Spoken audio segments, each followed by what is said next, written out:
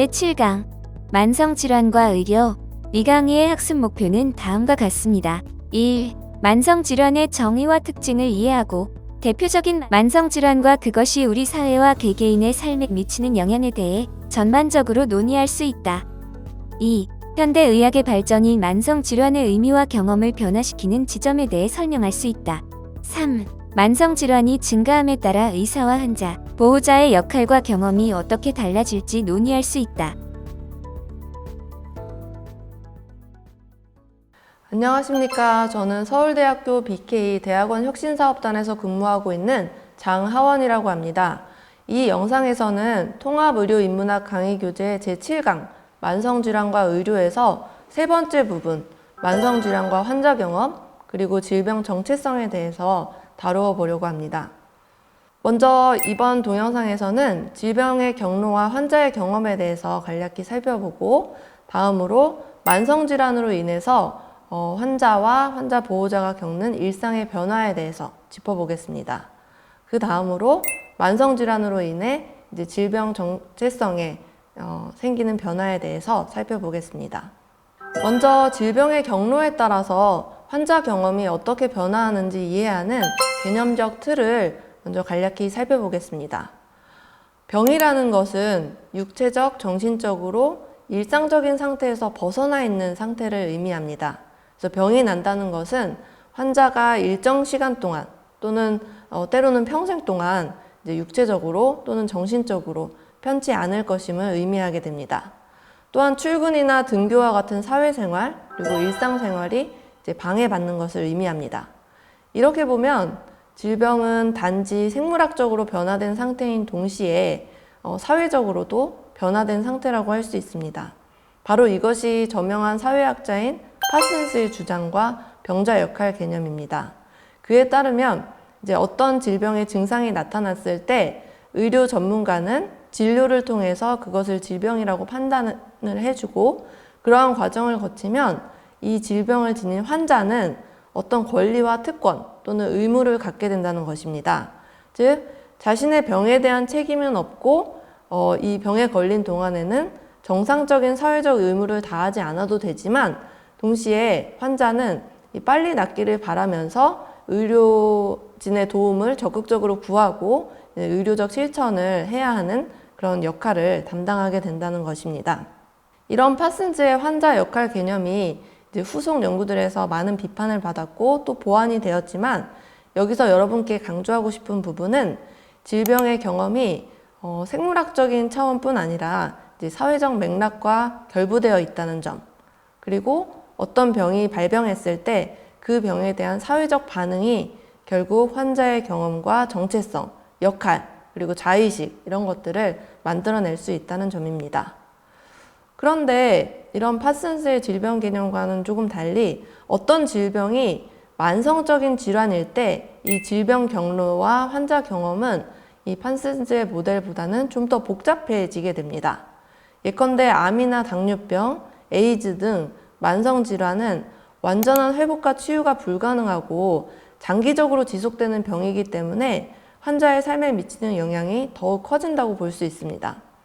특히 이러한 생물학적 변화가 이제 의사-환자 관계를 넘어서 가족이나 직장 동료를 포함하는 그런 주위 사람들과의 관계까지 변화시킨다는 점에서 환자의 일상과 정체성에 더 큰 영향을 미치게 되는 것입니다. 그렇다면 먼저 만성질환으로 인한 일상의 변화에 대해서 이야기를 나눠보도록 하겠습니다. 질병, 특히 만성질환은 인생 역정의 혼란이라고 할 수 있는데요. 그만큼 만성질환은 그것이 물리적 신체뿐 아니라 다양한 차원에서 한 사람의 인생 궤적을 방해를 하게 됩니다. 이로 인해서 기존 자아의 상실, 그리고 정체성의 변화가 수반이 됩니다. 물론 이런 질병은 당연히 부정적인 결과뿐 아니라 긍정적인 결과 그리고 새로운 기회도 함께 가져올 수 있습니다.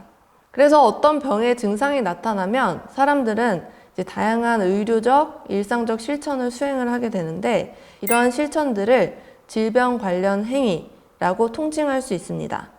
질병 관련 행위는 질병에 관한 지식, 가용 자원, 그리고 동기에 비추어서 현재 일어나고 있는 사태를 이해하기 위해서 환자가 관계를 맺고 있는 사람들이 수행하고 있는 지속적인 노력의 총체를 의미한다고 할 수 있습니다.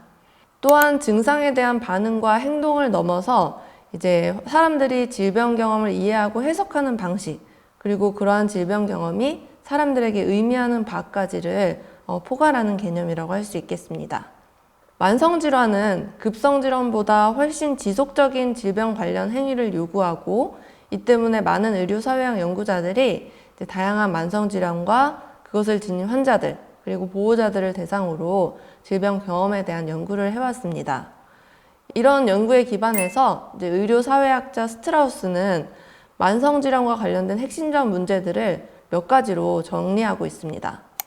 먼저 만성질환자에게는 증상의 통제와 관리가 굉장히 중요한 문제가 되고, 의사가 처방한 치료법을 실천하고 이런 치료법에 의해서 부수된 다양한 문제들을 처리하는 것이 요구됩니다.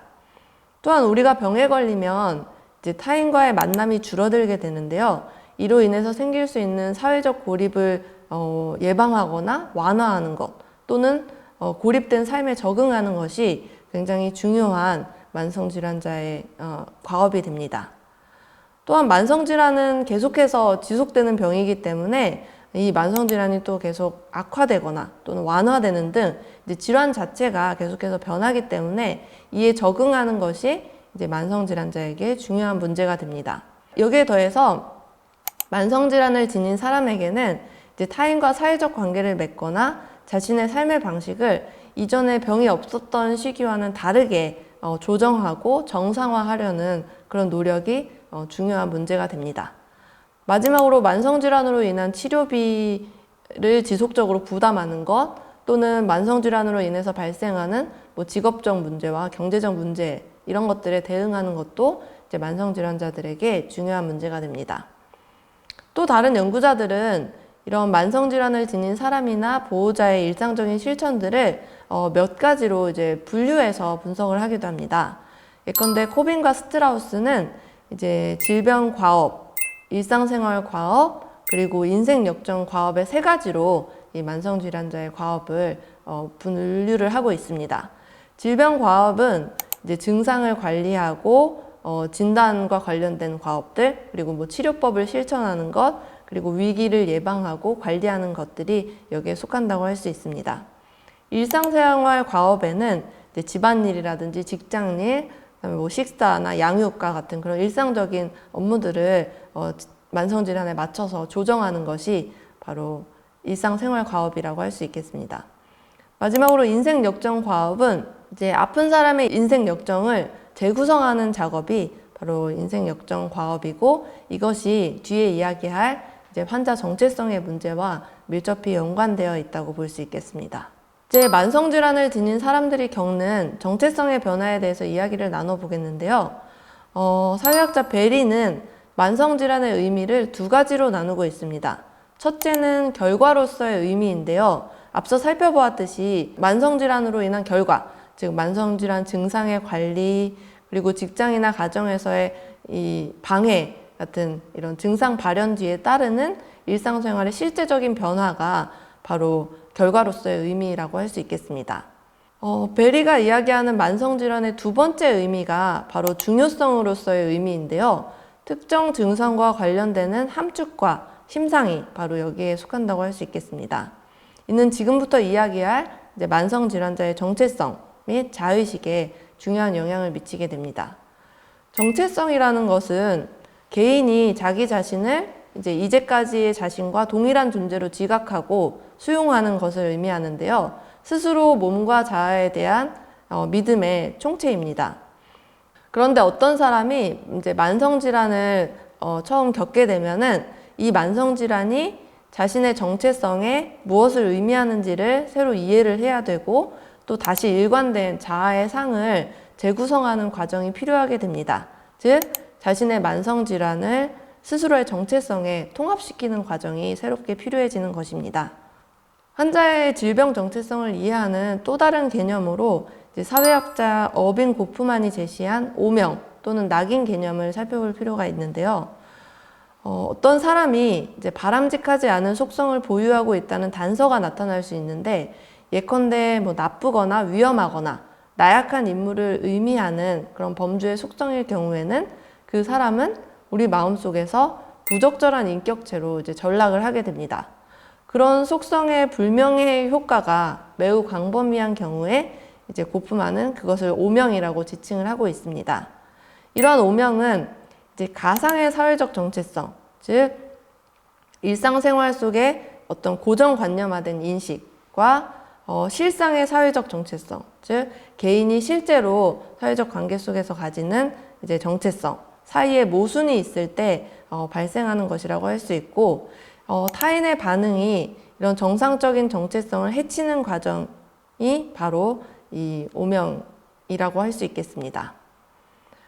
그래서 고프만은 이런 오명을 세 가지로 분류를 하고 있는데요. 오명의 유형으로 세 가지를 지적하고 있는데, 신체적 기형에 의한 오명, 성격상의 결함에 의한 오명, 그리고 마지막으로 인종이나 민족, 종교 등과 같은 그런 종족과 관련된 오명이 있겠습니다. 질병과 관련된 오명에 영향을 미치는 요인으로는 어떤 병의 가시성, 즉 이 병이 얼마나 다른 사람에게 잘 드러나는가, 그리고 이 병에 대한 인지도, 다른 사람들이 이 병에 대해서 얼마나 알고 있는가가 오명에 영향을 미칩니다. 또한 이 병으로 인해서 사회적 상호작용의 흐름에 방해받는 정도가 오명의 정도에 영향을 미치게 됩니다. 마지막으로 환자가 정상적으로 사회생활에 참여할 수 있는 능력이 있는지에 관한 타인의 인식과 평가가 바로 오명의 정도에 영향을 미치게 됩니다. 최근에는 이 환자 집단과 인터넷을 중심으로 하는 질병 정보의 유통이 환자 경험과 정체성에 미치는 영향도 이제 활발히 연구가 되고 있습니다. 동일한 만성질환을 지닌 사람들이 최근에는 자조 집단을 꾸려서 활동을 하기도 하는데요. 여기서 환자는 의료의 수동적인 수혜자가 아니라 이제 특정한 병에 대해서 상당한 전문 지식을 가진 의료의 제공자가 되기도 합니다. 즉 이전에는 주로 의사가 이 질병에 대한 정보를 제공하고 그에 대한 권위를 가진 존재였다면, 최근으로 올수록 이제 자조 집단의 활동이 증가하고 또 인터넷에서의 의료 정보 확산이 증대되면서 이 만성질환을 지닌 환자들의 지적인 능력, 그리고 이 사람들의 어떤 경험적인 지식들이 굉장히 중요한 역할을 하고 있습니다.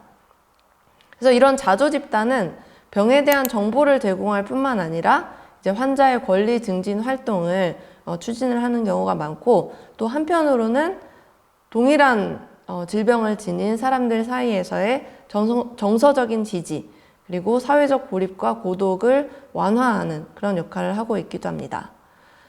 한편 인터넷 역시 굉장히 중요하게 환자의 질병 경험과 정체성에 영향을 미치고 있는데요. 인터넷은 증상이라든지 진단, 그리고 치료와 관련된 정보를 얻는 굉장히 강력한 도구이고, 또 이런 인터넷상에서 온라인으로 자조 집단이 활성화되고 그에 기반해서 이제 특정한 질병에 대한 집단적인 정체성이 형성되기도 합니다. 그리고 이렇게 이제 온라인상에서 만들어지는 새로운 질병 정체성과 질병 담론들이 결국 의사와 환자 간의 이제 관계를 변화시키게 됩니다. 이렇게 만성질환은 단지 개인의 차원에서뿐만 아니라 집단적인 차원에서 질병 정체성에 영향을 미치고, 또 만성질환자의 사회적 관계와 일상적 실천을 변화시키고 있다고 할 수 있겠습니다. 네, 이상으로 강의를 마치겠습니다.